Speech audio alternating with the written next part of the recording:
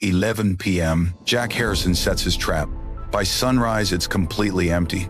No blood, no fur. Just torn up dirt right outside the cage door as if they knew exactly where to stop. He's done this dozens of times, and every single time, the exact same result. But the weird part isn't that the trap failed. The weird part is that every time it fails, the wild hog population on his farm actually explodes, not stays steady. Explodes. Harrison didn't know it then, but he was accidentally doing the exact thing keeping this nightmare alive for decades across America. Today, we're going from that empty cage to the one answer the entire agriculture industry took years to find. You see, wild hogs aren't even native to the Americas. The very first ones stepped onto this continent back in the 16th century, brought over on the ships of European explorers. But over hundreds of years, they crossbred with escaped domestic pigs, creating a massive, resilient hybrid. They're not entirely wild, and they're definitely not tame. Instead, they inherited the ultimate survival traits of both sides. A full-grown adult can weigh well over 200 kilograms. Their thick hide and dense layer of fat allow them to endure brutal terrains that would break other wildlife. And they don't wander alone. They travel in highly organized family groups known as sounders, typically ranging from 15 to 30 hogs, operating with a clear hierarchy and collective decision-making. But here's the part most people completely miss. Wild hogs learn. Not in some abstract, slow way.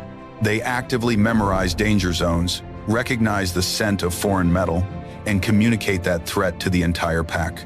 Researchers have documented that within just 48 hours of a failed trapping attempt, a sounder will completely and measurably alter its travel routes. Jack Harrison had no idea. Every time he set a bad trap, he wasn't just losing a night. He was giving them a masterclass in survival, teaching them exactly how to recognize his gear. And the situation is about to get much more complicated. Because the true danger isn't just that wild hogs are smart, it's what happens when their numbers drop but not enough. Under normal conditions, a single female wild hog gives birth to 4 to 6 piglets per litter, and they can easily do this twice a year. That is already a faster reproductive rate than almost any other large mammal on Earth. But here is the terrifying secret that most landowners and traditional hunters completely miss. When hunting pressure increases, but isn't aggressive enough to wipe out more than 70% of the total population every single year, something bizarre happens inside the wild hog's body. Their biology fights back. Instead of 4 to 6 piglets, their litter size is suddenly double jumping to 8 or even 12 babies at a time. They start breeding at a much younger age, and they squeeze in even more litters per year. Scientists call this phenomenon compensatory reproduction. Think of it as a biological failsafe. When a portion of the sounder is eliminated, the immediate competition for food and territory drops. The remaining hogs receive a powerful biological trigger, telling them that resources are suddenly abundant, signaling their bodies to rapidly fill the void. In other words, every single small-scale control effort is inadvertently doing the exact opposite of what it was meant to achieve. Take Jack Harrison, for example. When he managed to trap 5 hogs a week, he went to bed thinking he was finally winning the war. But in reality, by removing just a small fraction of the herd, he was accidentally creating the perfect environmental conditions for 10 new hogs to be born in the coming months. It wasn't because he lacked effort. It was because he didn't know the hidden variable of the equation. This exact biological trap explains why the wild hog population in the United States has exploded past 6 million, relentlessly expanding into states that have never recorded them before. All while traditional control programs have been active for decades. It is the core reason why agricultural damages continue to skyrocket, costing billions of dollars every single year. The traditional methods aren't just failing, they are actively fueling the fire. But what happens when you finally stop playing into their biological hands? What happens when you target the right variable and step in exactly where it matters? The most common mistake farmers make is thinking small. They set up a standard 3x3 meter trap thinking it's enough. It's not. A trap that small might catch a couple of juvenile hogs, but the rest of the sounder stands outside, watches, and learns. They see the danger, they memorize the trap, and they will never come back to that spot again. To beat a biological system, your trap needs to be a system itself. It has to be large enough to capture the entire sounder all at once. We are talking about a massive enclosure, usually 9 to 12 meters in diameter, standing at least 1.5 meters high. And forget about cheap chain link fencing. When a full-grown wild hog panics, it hits the fence like a runaway freight train, creating enough force to shatter standard wire mesh. The entire perimeter has to be built from heavy-duty, ultra-durable welded steel, but having a massive cage is only half the battle. The size is just the baseline. The timing is what actually seals the deal. Modern systematic trapping relies on advanced technology, infrared cameras, and cellular motion sensors linked directly to an operator's smartphone. The gate doesn't slam shut the moment the first hog walks in. If you drop the gate too early, you just educated the smartest members of the pack. Instead, the system waits. It monitors the area until every single member of the sounder is deep inside the perimeter. Only then, from miles away, the operator hits a button on their phone and drops the gate manually. Even the bait itself follows a strict biological logic. Experienced trappers don't just scatter grain on the surface. They take fermented corn, blended with sugar and brewer's yeast, and bury it 15 to 20 centimeters deep into the ground. Why? Because a wild hog's sense of smell is roughly 2,000 times sharper than a domestic dog's. That pungent, sour scent rising from beneath the soil triggers their deepest survival mechanism, the unstoppable instinct to root and dig. They don't just eat and move on. They are physically anchored to the spot, intensely focused on digging up the feast. This buys precious time, forcing the entire herd to gather tightly in the center of the trap before the trap ever springs shut. This was the exact turning point for Jack Harrison in his third season. He didn't just buy a better trap, he completely changed the variables. He switched from a small 4-meter automatic cage to a massive 10-meter system. He stopped scattering grain on top of the mud and started burying his fermented mix deep. And instead of letting a mechanical tripwire do the work, he waited, watched his live feed, and triggered the gate himself. The results spoke for themselves. In just the first 3 months of running this system, Jack captured more hogs than he did in the previous 2 years combined. But pulling off a perfect capture is only the beginning of the equation. Because once the dust settles and the heavy steel gate slams shut, you are suddenly faced with a completely new problem that nobody warns you about. What exactly do you do with dozens of furious, wild animals trapped inside your cage? Once that heavy steel gate slams shut, a completely new clock starts ticking, and it moves incredibly fast. What most landowners don't realize is that a trapped wild hog quickly enters a state of extreme physiological stress. You have a razor-thin window of just 45 to 90 minutes before that stress completely alters and ruins the quality of the meat. It's a hidden deadline that you won't find in standard farming manuals. That is why modern wild hog management doesn't stop at the perimeter of the trap. In the United States, certified wild hog buying stations operate with a highly synchronized cold chain system.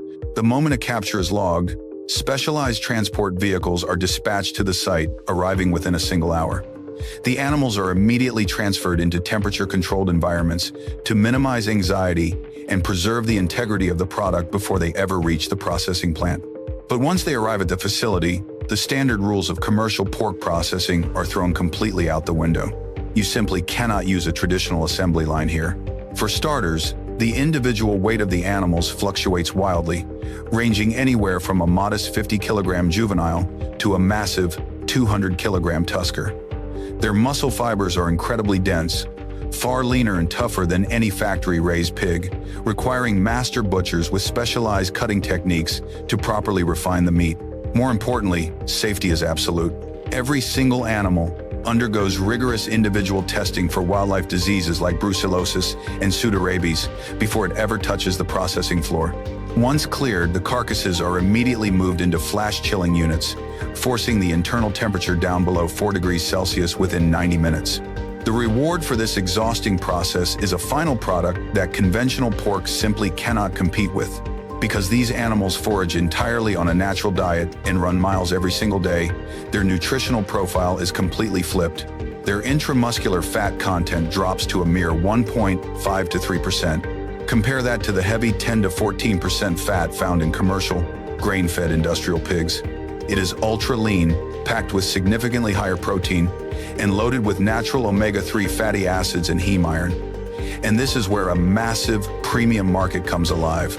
Fine dining restaurants across major cities in the US and Europe are actively looking for this exact flavor profile, gladly paying a 40 to 60% price premium over commercial pork cuts. Artisanal products like smoked wild boar salami and high-end charcuterie are expanding into online retail spaces so fast that producers are struggling to keep up with the demand. And here is the massive secret we didn't tell you at the beginning of this video. If this entire conversion chain is scaled correctly across the country, the total potential economic value of this hidden industry is estimated to exceed $2 billion every single year. Let that sink in. This isn't money coming from government handouts or taxpayer-funded eradication programs. This is pure, raw market demand driving a sustainable economy. Jack Harrison had absolutely no idea this world existed when he first set out into the dark to check his fences. He wasn't trying to build an empire. He was just a desperate farmer trying to protect his livelihood and save his crops. But that is the beauty of finding the right variable. When you build the system correctly, you don't just solve a problem. The entire economic value chain unfolds all on its own. But as the money starts flowing and the traps keep filling up, an even deeper reality begins to surface beneath the soil. Because the damage you can see on the surface is only a fraction of the real destruction. When a herd of wild hogs tears through a crop field, the math seems simple. You count the ruined stalks, calculate the lost revenue, and file it away in a report. That is the easy part. But there is a silent, invisible layer of destruction that never shows up on any annual agricultural balance sheet. Wild hogs don't just graze on the surface, they root deep into the earth, churning up the ground anywhere from 15 to 40 centimeters down. This isn't just mud they are moving. That exact depth is the biological engine room of the soil, home to the highest concentration of critical microorganisms on the planet. Vital mycorrhizal fungi, nitrogen-fixing bacteria, and the complex mycelium networks that connect plant roots are completely pulverized in a single night. These delicate, living structures take anywhere from 3 to 7 years to rebuild naturally, depending entirely on the soil type and the local climate. This means even if you manage to chase the hogs away tomorrow, the affected land will continue to suffer from dramatically lower crop yields for years to come. It isn't a lack of fertilizer or water.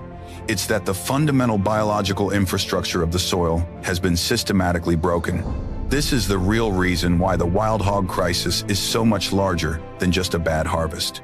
And it is exactly why traditional, temporary solutions completely fail. The strategy cannot just be about reducing numbers on a spreadsheet. The intervention must be powerful enough to keep them gone long enough for the earth to actually heal. A full-scale, systematic trapping network, combined with a premium processing chain that creates an economic incentive, is the only way to maintain that constant pressure.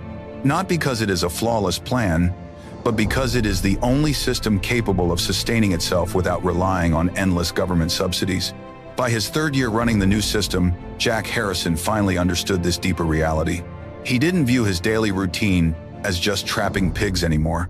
He realized he was operating a vital gear in a massive ecological restoration project, one with a measurable economic payoff.